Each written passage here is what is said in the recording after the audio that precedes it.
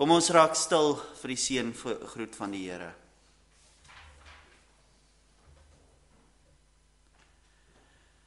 Die Here is in sy heilige tempel.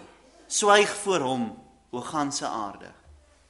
Genade, barmhartigheid en vrede van God ons Vader en die Here Jesus Christus, deur die kragtige werking van die Heilige Gees. Amen.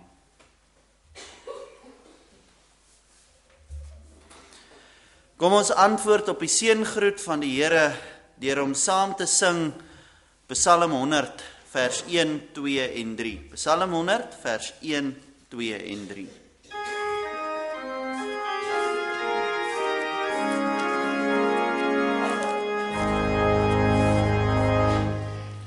Juich al wat leef, juich voor die Heer, die God met blijdschap gee hom eer.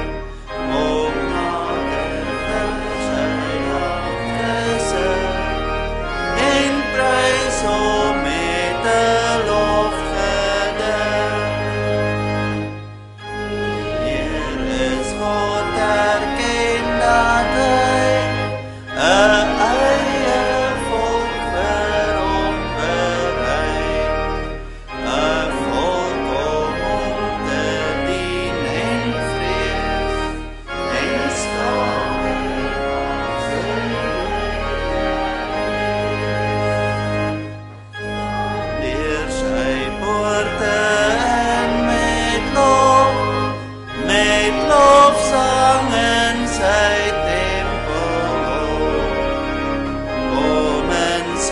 huis hoop ons volk saam, verhef sy lof en prys sy naam.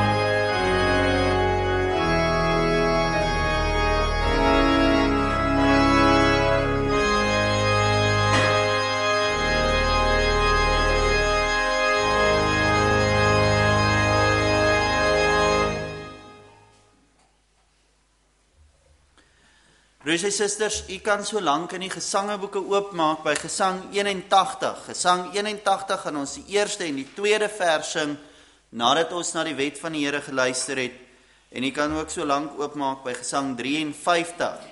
Gesang 53 gaan ons vers 1, 2 en 3 sing, na die geloofsbelijdenis. Dis Gesang 81 vers 1 en 2 na die wet, en Gesang 53 vers 1, 2 en 3 na die geloofsbelijdenis.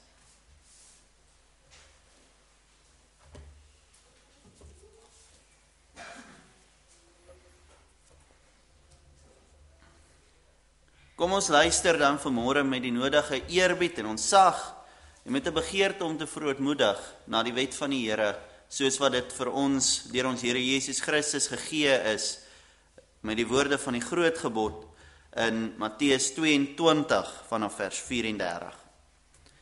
En toe die Fariseërs hoor dat hy die Sadduseërs die mond gestop het hulle almal saam vergader.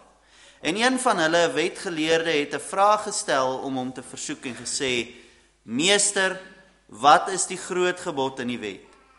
En Jesus antwoord hom: Jy moet die Here jou God lief hê met jou hele hart en met jou hele siel en met jou hele verstand. Dit is die eerste en groot gebod. En die tweede wat hiermee gelyk staan: Jy moet jou naaste lief hê soos jouself. Aan hierdie twee gebooie hang die hele wet en die profete.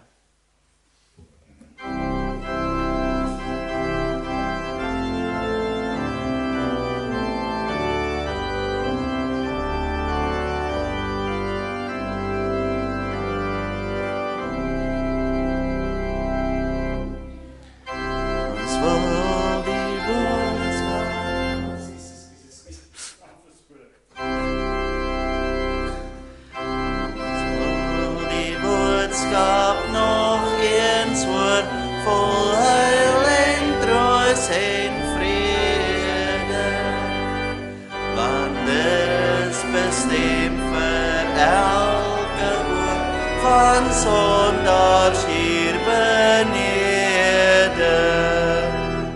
die blye boodskap is gewis dat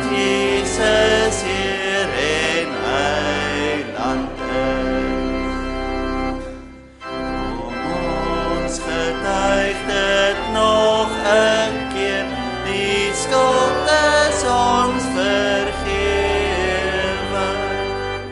Laat ons met dankbaarheid omheen, want hy herskep ons lewe. Die evangelie is gewis, dat Jesus ons verlosser is.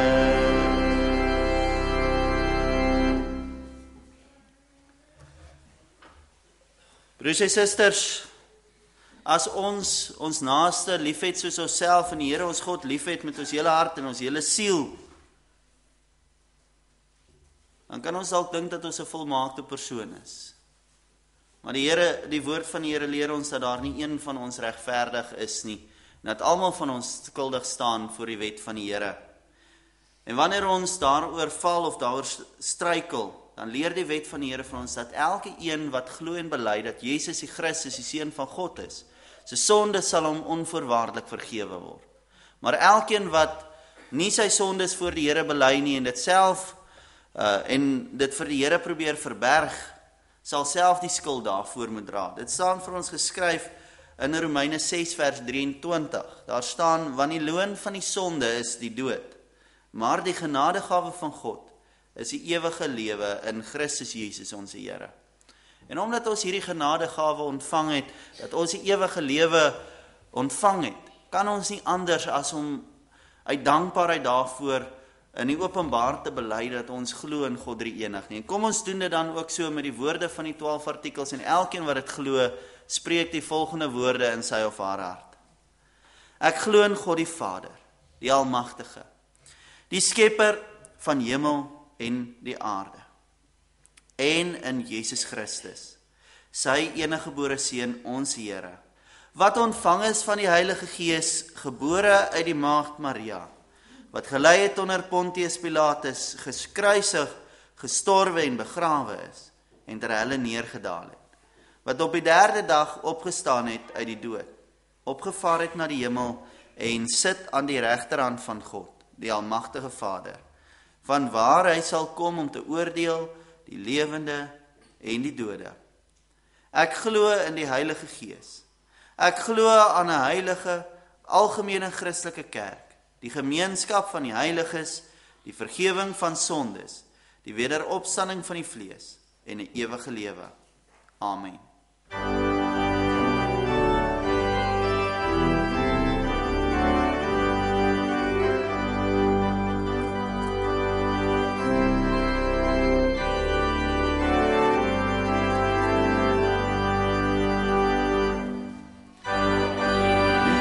Jesus koning al die eer, hy gee vir hom neer, hy gee vir hom neer. God gee aan hom die koningskroon, om loof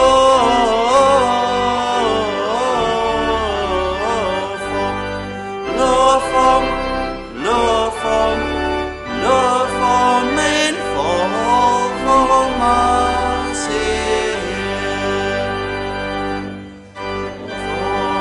Verlost is van die Lam, wat om sy troon verkeer, wat om sy troon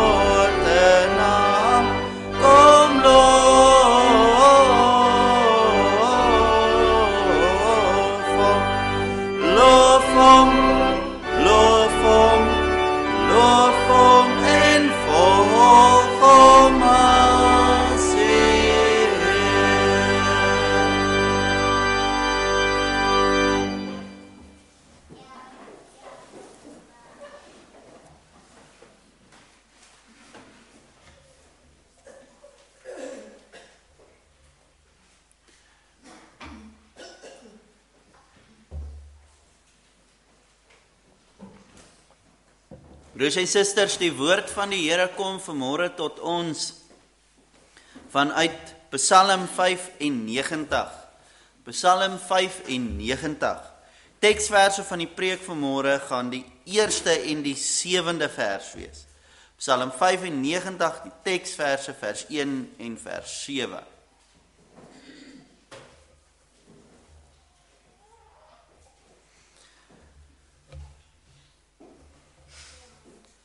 Maar met die woord so geopen voor ons, kom ons bid tot die Here.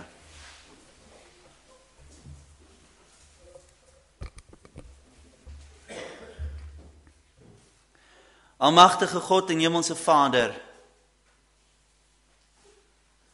uit elke stam en volk en taal sal hulle U loof. Elke mens, elke knie sal buig en elke tong sal bely dat Jesus Christus die Here is.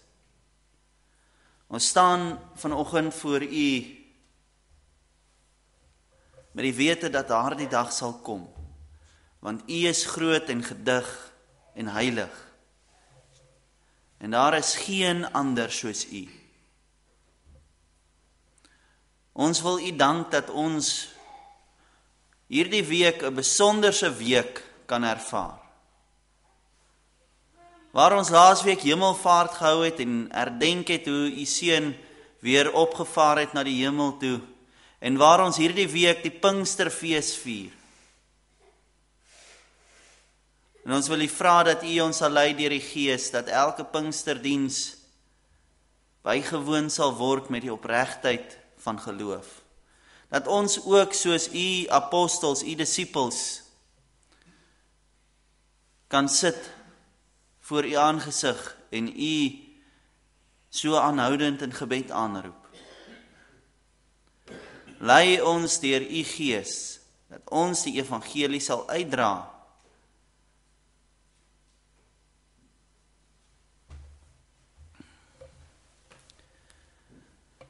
Dankie dat ons vanoggend die voorreg het om voor U te staan en weer eens U woord te kan hoor.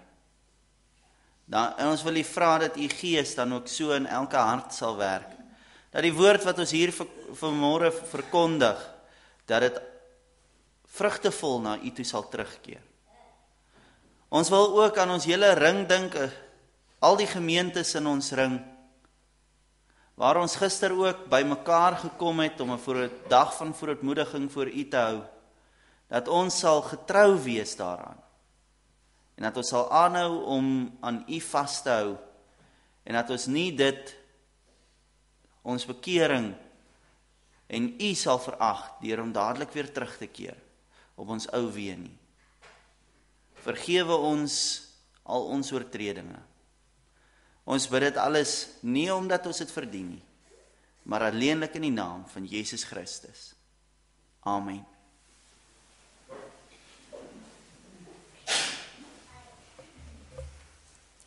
Kom ons lees saam in die woord van die Here, Psalm 95. Psalm 95 vanaf vers 1. Kom, laat ons jubel tot eer van die Here. Laat ons juig ter ere van die rots van ons heil. Laat ons sy aangesig tegemoet gaan met lofsange hom toejuig. Want die Here is 'n groote God, ja, 'n koning bo al die gode, in wie se hand die diepste plekke van die aarde is, en die toppe van die berge is syne. Aan wie die see behoort wat hy self gemaak het, en die droë land wat sy hande geformeer het.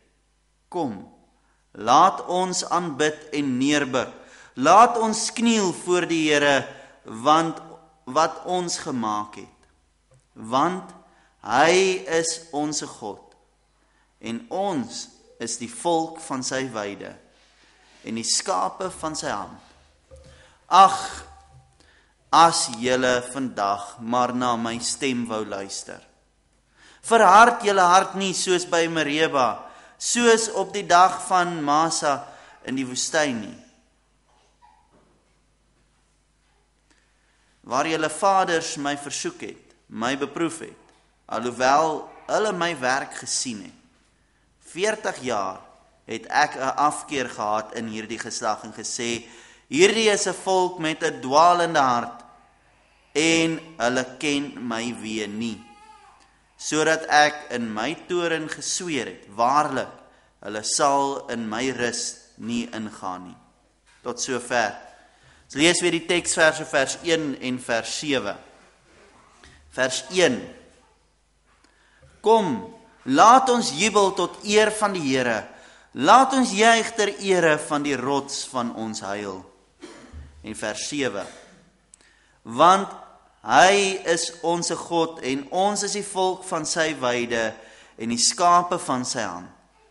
Ag, as julle vandag maar na sy stem wou luister. Tot sover. Salig is elke een wat die woord van die Here hoor en dit in sy of haar hart bewaar.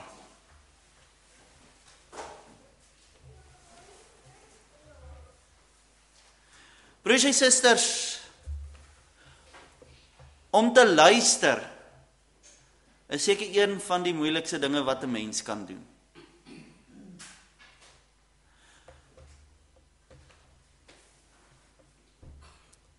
Want wanneer jy na iemand luister, as hy vir jou raad gee, erken jy eintlik openlik aan daardie persoon dat jy afhanklik is van hom.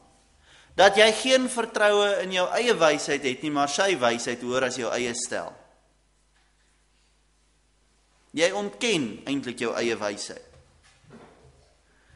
Nou veral as dit by geluk kom, is daar baie mense wat raad gee oor hoe om ware geluk te hê.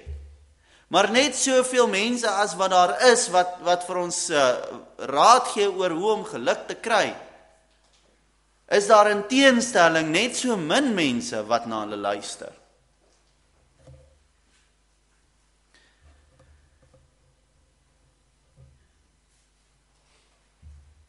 Dat ons as Christene 'n rede het om op 'n Sondag en hierdie wat ook deel van die Pinksterweek is, 'n rede het om oor bly te wees, is nou nie eintlik 'n geheim nie. Maar ons as Christene leef baie keer asof dit 'n geheim is, dat ons veronderstel is om op 'n Sondag, waar ons die opstanding van ons Here Jesus herdenk, dat ons asof dit 'n geheim is, dat die wêreld tog nie moet sien hoe gelukkig ons daaroor is nie. Of wanneer ons Pinkster herdenk, of Hemelvaart herdenk, of enige ander Christelike vakansiedag, dan is dit amper asof ons blydskap wil wegsteek. Nou Psalm 95 is 'n lied wat juis gaan oor hierdie blydskap.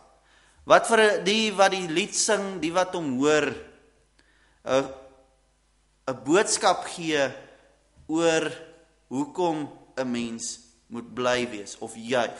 Nou hy begin deur om te sê vir die wat dit hoor, dat wanneer 'n mens die Here tegemoet gaan, moet 'n mens dit juigend doen met blydskap. Ons kan maar dink maar hoe het ons elkeen vanmôre kerk toe gekom, ek self. Môre toe ek hier inry, vra my vrou my, het jy met verkeerde voet uit die bed uit opgestaan, en ek sê toe vir haar ja. En soos wat ons hier staan, wat se gemoed het elkeen van ons hiernatoe gekom? Terwyl hierdie Psalm wat ons vanmôre lees vir ons sê, gaan die Here tegemoet met blydskap. Nie asof jy met verkeerde voet uit die bed uit opgestaan het nie. Nou as ons na hierdie Psalm luister, dan sê hy vir ons hoekom ons God moet tegemoet gaan met blydskap. Want ons God, die God wat ons nou ontmoet, is die koning van die heelal. Die koning van die konings, die God van alle gode. Nou met hierdie Psalm bedoel hy nie daar is ander gode nie, dit is maar net hoe die wêreld daai tyd beskryf het hoe grootheid is. Dis die enigste manier hoe hulle vir die heidendom kon beskryf hoe groot hulle God was. En al singend word Israel eintlik deur hierdie lied herinner, want onthou soos die alle psalms was hulle, ook maar soos in ons gesangeboek of ons psalm en gesangboek, was hulle ook gesing by die tempeldiens, en wanneer hulle hierdie een gesing het, het hy die volk daaraan herinner, maar kom met die regte stemming na die tempel toe. Kom met blydskap na die tempel toe, want jy gaan God ontmoet.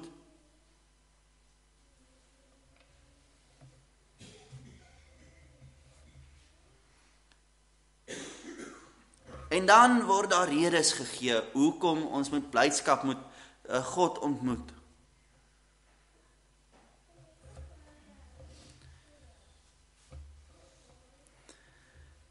Want hierdie gedeelte herinner Israel aan die werke van God in die woestyn. Vir hierdie lied herinner hulle weer aan wat in die woestyn gebeur het. Nou as 'n mens na die woestyn gebeurtenis kyk, Israel se tog deur die woestyn, is dit amper vir 'n wedergebore Christen vandag baie vreemd hoe Israel geregeer het. Maar as 'n mens na die res van die wêreld kyk, dan is dit juis presies hoe 'n mens eintlik kan verwag hoe 'n mens sal reageer.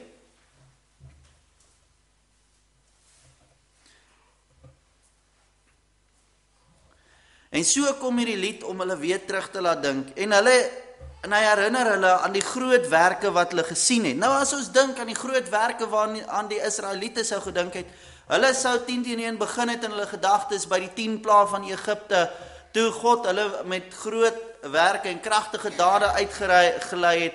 Hulle sou gedink het aan die Rooi See wat die Here oopgekloof het. Hulle sou gedink het aan, hulle sou definitief gedink het aan die water by Meribah wat die Here soet gemaak het. Hulle sou gedink het aan alles wat die Here gedoen het. En dan word hierdie volk eintlik in die gedagtes opgeroep, die volk wat in die woestyn is. En hulle word herinner aan die dag toe hulle veronderstel was om die beloofde land binne te gaan.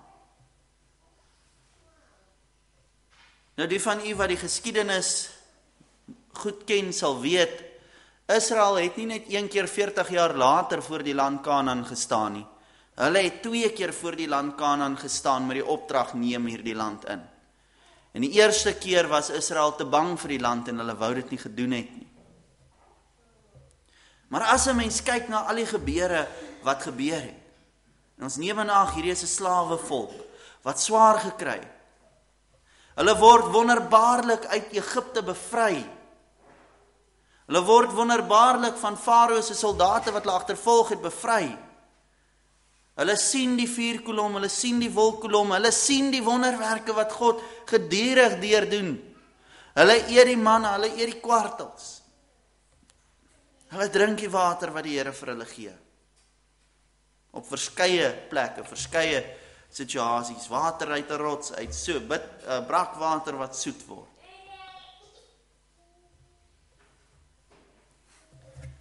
Die Here verlos hulle van hulle vyande.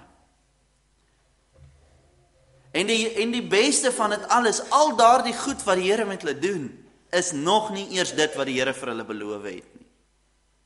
Die Here het aan hulle beloof hulle eie land, en nie sommer net 'n enige woestynlandjie nie, die land van melk en honing, die land wat oorloop van melk en honing. Nou vir 'n slaaf wat gered is van sy onderdrukker, moes dit sekerlik 'n belofte gewees het wat niks anders as opgewondenheid in sy hart bewerk het.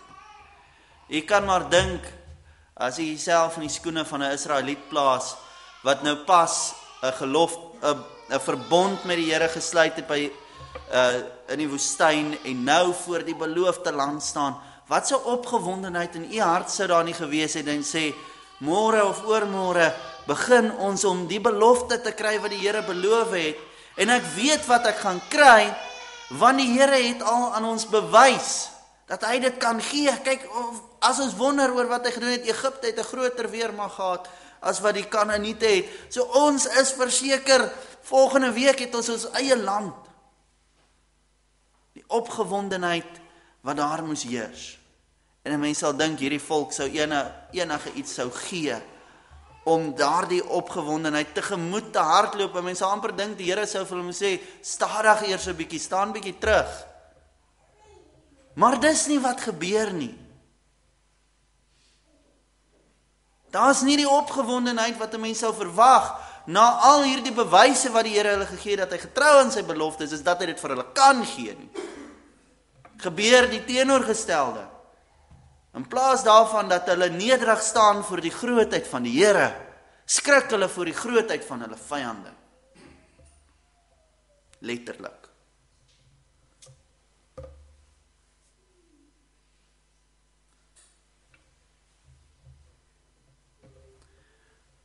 Hoekom is hulle reaksie so verkeerd?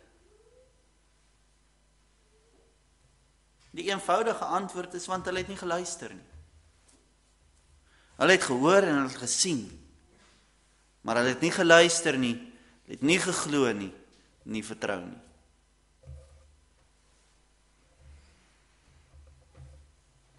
Hulle het nie met dade op die woord van God reageer nie.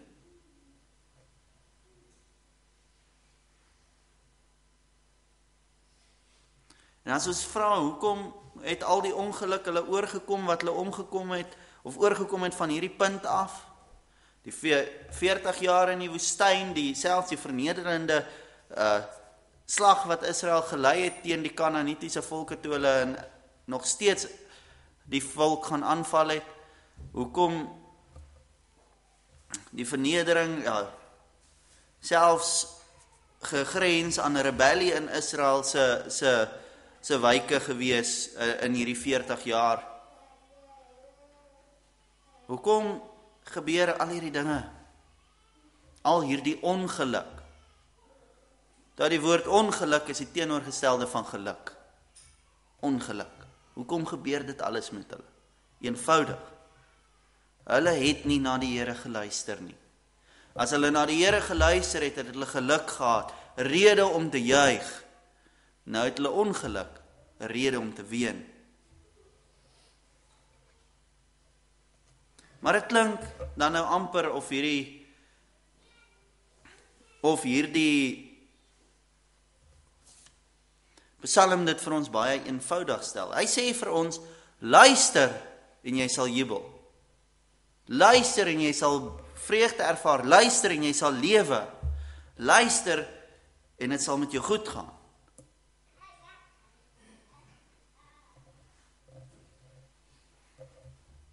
Maar ons weet, dis nie so maklik soos wat dit klink nie. Israel het al die rede op hierdie aarde gehad om te luister, en hulle het nie.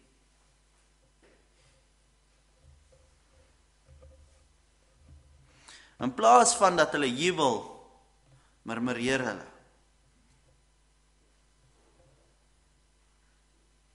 Maar as 'n mens dan nou sien wat die volk 40 jaar voor die inname van Kanaan verkeerd gedoen het, hoe is dit dan dat Israel 40 jaar later die land ingeneem het?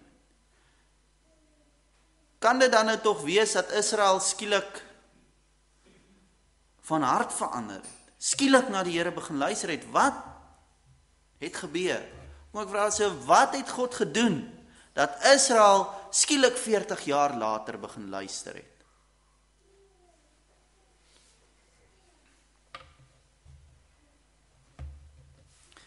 Wel, die antwoord in kort is God het Israel gewederbaar. Hy het hulle 'n nuwe volk gemaak. Hoe het hy dit gedoen? Wel, die enigste mense wat nog gelewe het wat die land Kanaan beerf het, was Josua en Caleb gewees. Die res van daardie mense wat wederstrewig in die woestyn was, wat nie na die Here wou geluister het, nie gesterf in die woestyn. Maar het hy Israel vergeet? Nee. God het uit die as van die volk, die wederstrewige, murmurerende volk, het hy vir hom 'n nuwe volk gemaak. 'n Nuwe volk om die land in besit te neem, soos hierdie Psalm sê, hy die volk geweier om die land in besit te neem vir 40 jaar lang. Nou laat hy hulle toe, want nou is dit die nuwe volk wat hy geskaap het uit die as van die ou volk.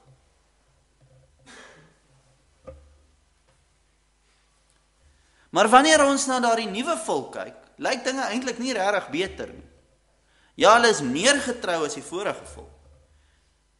Maar, en wanneer hulle verkeerd doen, dan maak hulle dit reg, totdat Josua en die oudstes wat saam met hom geregeer het sterf. En dan is maar alles weer van vooraf, dan is dit amper asof hulle erger was, as die volk wat in die woestyn was.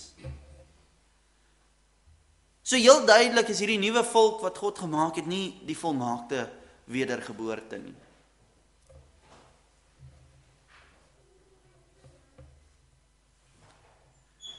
Vir hierdie lied, om 'n ware loflied te wees, moet hy nie sing van 'n gedeeltelike wedergeboorte nie, hy moet sing van die volmaakte een.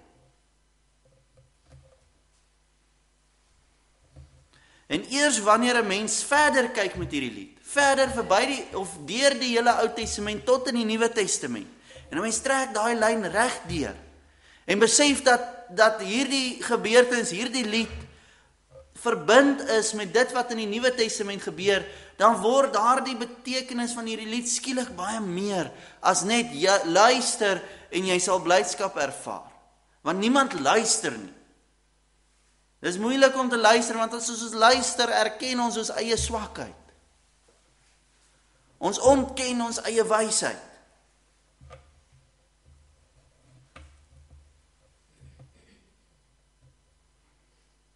Ons is veronderstel om die Here met 'n jubel te begroet.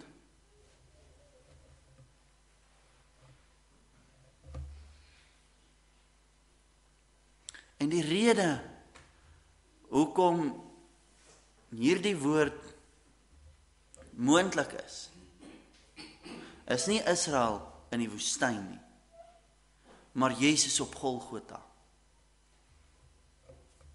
En jy sien, hy het gekom as die volmaakte. Toe hy hier op aarde was hy nie 'n sondaar soos ons nie, hy was volmaak. En toe hy aan die kruis sterf, toe neem hy ons sondes op hom, die sondes van die woestyn, die sondes wat ons doen, sondes van die ganse wêreld. En toe hy uit die dood uit opstaan, toe gebeur die ware wedergeboorte. Want uit die graf uit staan daar 'n nuwe mens op. 'n Mens sonder sonde. Ja, Jesus was sonder sonde voor die kruisiging. Maar voor die kruisiging het hy ons sondes gedra. Met die kruisiging het hy die skuld daarvoor betaal. Toe hy die dood uit opstaan, is daai sondes weggewas en hy staan sonder dit op. En hy maak elkeen van ons deel daaraan. So skep hy 'n nuwe volk uit die as van die ou volk, sonder om die ou volk te vernietig. Want hy is die een wat die vernietiging getrotseer het. Hy is die een wat, soos wat Israel afgesterf het vir daardie 40 jaar, was ons veronderstel om te sterf en nie die beloofde land te kry. Maar Jesus Christus sterf in ons plek. En so maak hy aan ons 'n belofte dat ons nog steeds die beloofde land sal ontvang, want nou is ons gewederbaar, wedergebore.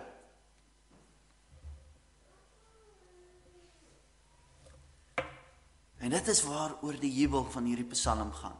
Hierdie psalm nie sê jubel sodat jy die Here kan ontmoet nie. Hierdie psalm sê jubel wanneer jy die Here ontmoet. Kom, laat ons jubel tot eer van die Here. Laat ons juig tot die God van ons heil. En laat ons sy aangesig tegemoet gaan met lof, met lofsang hom toejuig. Want die Here het dit moontlik gemaak. Ons as mens, ek as sondaar, u as sondaar, sal elke liewe keer die Here ontmoet met 'n frons op sy gesig. Moet ek nou regtig hier wees? Dis hoe die mens is. Dis hoe elkeen van ons is. Maar die Here Jesus kom en hy wederbaar en hy verander ons. En hy werk aan ons. En so werk hy aan ons dat ons stelselmatig in hierdie nuwe lewe ingaan, die weg van heiligmaking. Maak hy ons stadig heilig voor die Here, totdat daar 'n dag kom wat dit vir ons wat ons sondes vir ons vergete sal wees. Die dag wat ons die beloofde land binne gaan.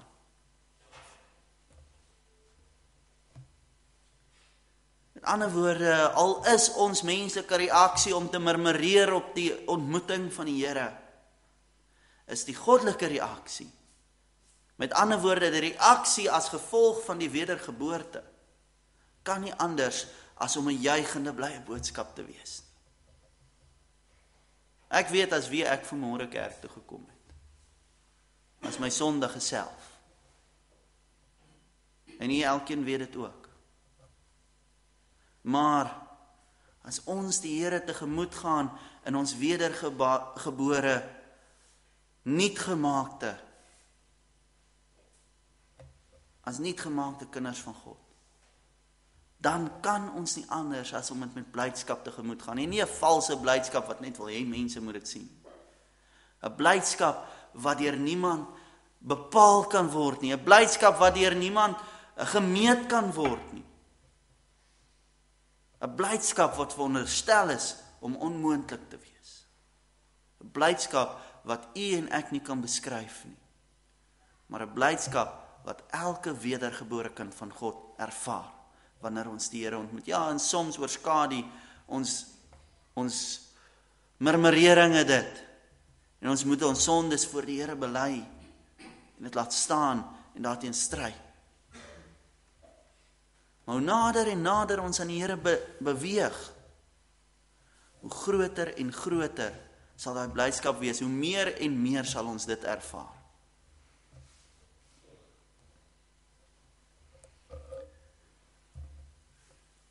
Want weet jy wat? Ons is op pad. Ons is op pad na die beloofde land in die hemel. Die ewige lewe wat God vir ons beloof het.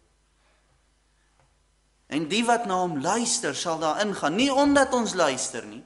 Ons luister omdat hy dit vir ons gee. Hierdie Psalm daag elkeen van ons uit. Hy daag ons uit om te luister. Want die volk van God kan nie anders as om te luister nie. As u, daarvan praat ek nie net om my woorde te hoor nie, om die woorde van die Here te hoor nie, maar om dit in jou hart in te neem. En dat jou dade daarop wys.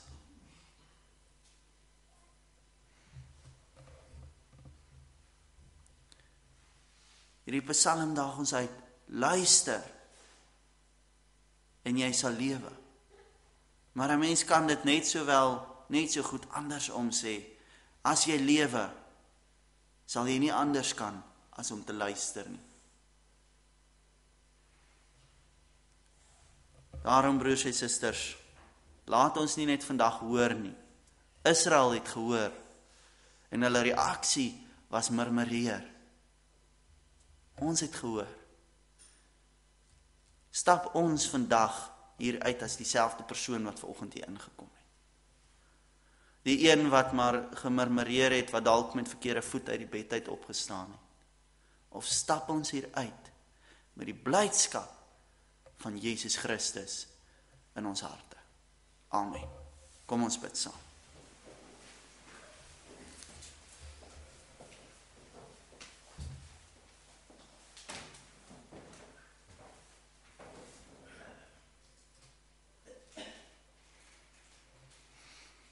Almagtige God en hemelse Vader, dankie vir die genade wat U vir ons gegee het, dat ons ook vanoggend voor U kan staan. Vergewe ons waar ons so gereeld met die verkeerde houding na U huis toe kom. Dat ons U nie ontmoet met die blydskap wat dit vooraf moet gaan nie. Vergewe ons daarvoor. Laat ons vandag na U luister, sodat ons siel sal lewe. Dat ons nie vandag hier sal uitmekaar uitgaan, nie met 'n moeite wat voor ons lê, wat Pinkster vir ons inhou nie. Maar dat ons U evangelie met blydskap sal aanhoor en met opgewondenheid sal uitsien, na elke liewe ontmoeting wat ons vir U het, en wat ons saam met U het. Daarom vra ons U, lei ons deur die Gees, dat hierdie woord waarlik sal insing. Ons bid dit daarom nie omdat ons dit verdien nie, maar alleenlik in die naam van Jesus Christus. Amen. Broers en susters, kom ons antwoord op die woord van die Here deur om saam te sing gesang 218. Gesang 218, ons sing die 2de, 3de en 4de vers. Gesang 218, vers 2, 3 en 4, tot eer van die Here.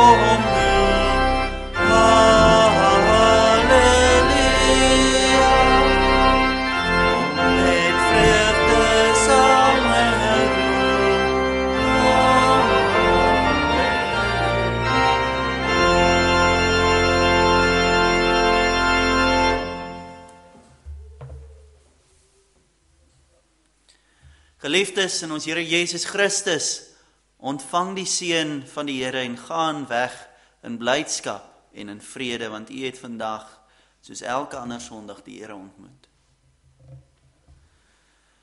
Die genade van ons Here Jesus Christus en die liefde van God en die gemeenskap van die Heilige Gees, sy met u elkeen.